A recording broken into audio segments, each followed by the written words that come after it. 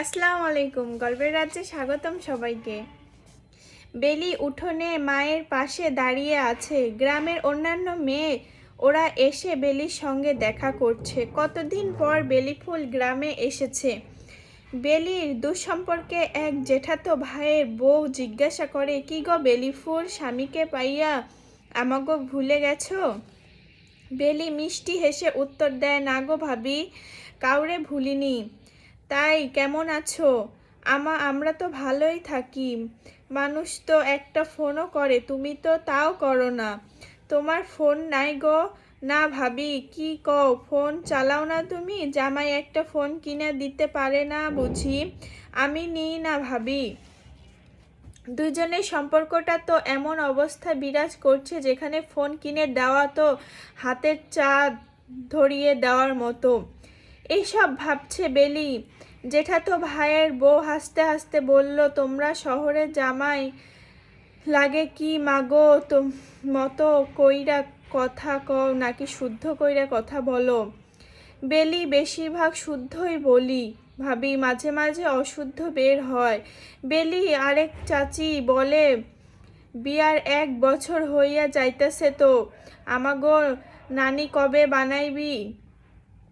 কথাটা শুনে বেলির মনটা হাহাকারে ছেয়ে গেছে। ইরফানও ঘরে বসে, এমন সময় পেছন থেকে তার কানেও লাগে ভদ্র মহিলার কথা। সে সেখানে দাঁড়িয়ে পড়ে। সে শুনতে চাচ্ছিল বেলি কি বলে, কিন্তু বেলির মুখে কোনো কথা নেই। সে কোনো কথাই বলতে চাচ্ছিল না। বেলি বেশ বুঝতে পারছিল সেখানে থাকলেই বিপদ।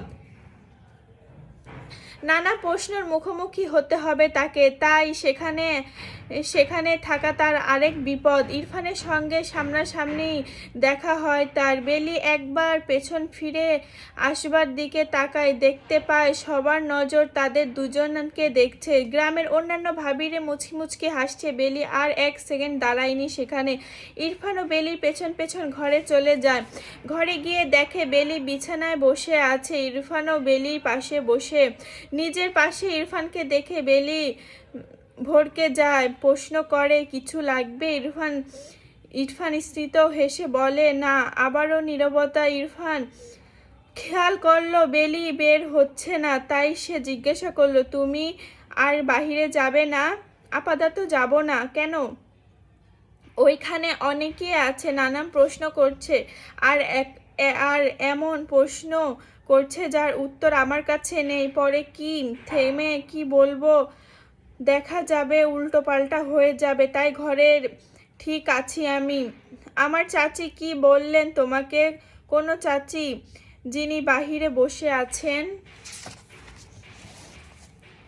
চাচি আর কি বলবে, গ্রামের মানুষ এমনি বলল তাদের নানি বানাবো কবে?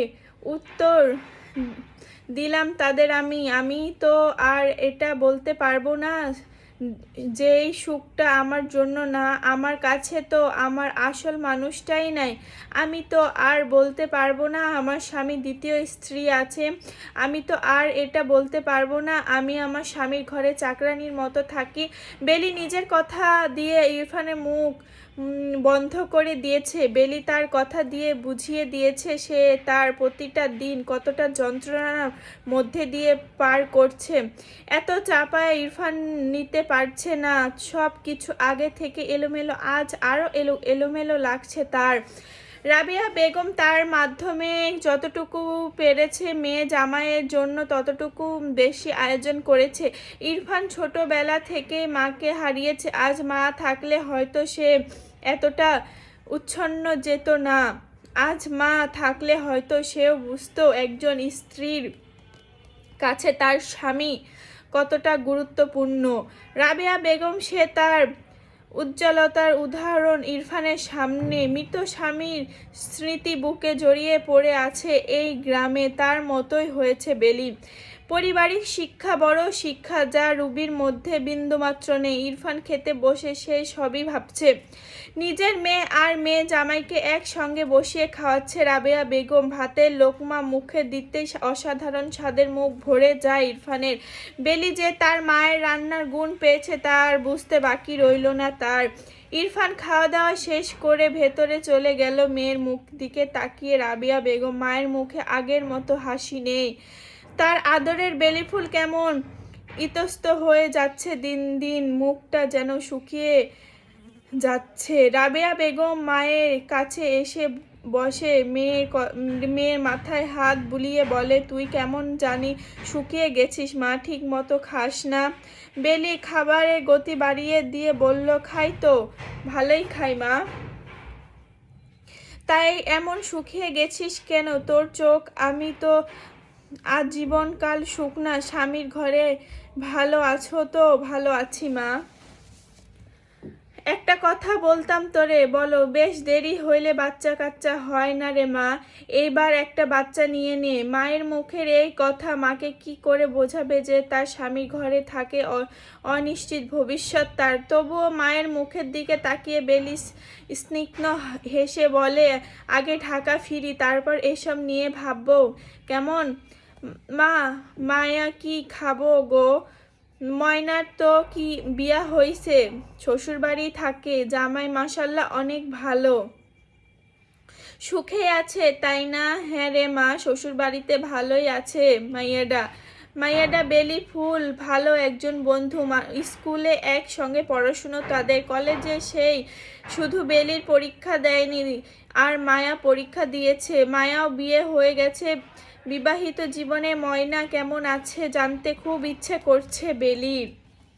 রাতে অন্ধকারে বড্ড বেশি জায়গা মনে। দিন শেষে এই রাতটা আছে যার কাছে, একা নিঃসঙ্গে মনটা ভিখারি হয়ে যায়। সারাদিন কি কি করা হয়েছে আর কি কি করা হয়নি সেই হিসাব নিকেশগুলো এই রাতে বেলাতেই খুব মনে পড়ে। ইরফানের চোখে ঘুম নেই। বেলি তার পাশে শুয়ে। গ্রামে এসে দুজন আলাদা ঘুমালে সবার নজর কাড়বে, বিশেষ করে বেলির মায়ের সন্দেহ হবে। বেলি পেছন ফিরে শুয়ে আছে, বড্ড অস্থির লাগছে তার। চোখে থেকে আপনা আপনি পানি পড়ছে, নিঃসন্দ কাঁদছে সে।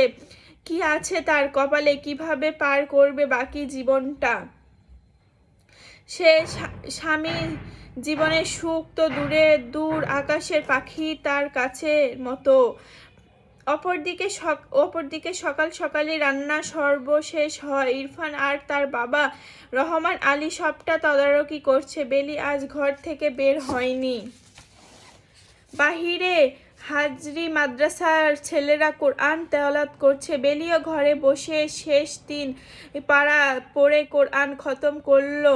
মোনাজাতে বাবার আত্মার শান্তির জন্য দোয়া করছে। সালাত আদায় করে তারপর ঘর থেকে বের হয় বেলি। তাকে বাহিরে বের হতে দেখে রাবেয়া বেগম বলল, তোর জামাই ডাকছে মা।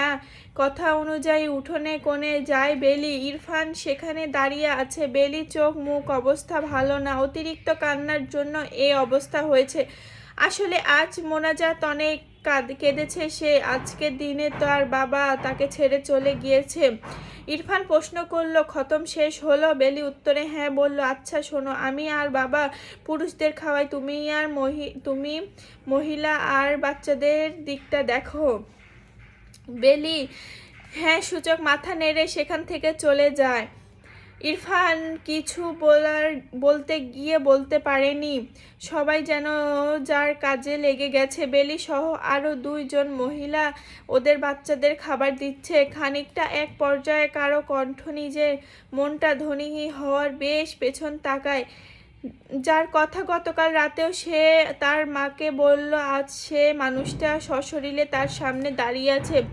বেলি দ্রুত হেঁটে গিয়ে ময়নাকে জড়িয়ে ধরল। ময়নাও গম ভালোবাসে জড়িয়ে ধরে বেলিকে। আদর মিশ্রিত কণ্ঠে ময়না বলে, কেমন আছিস রে বেলি ফুল? ভালো, তুই কেমন আছিস ময়না?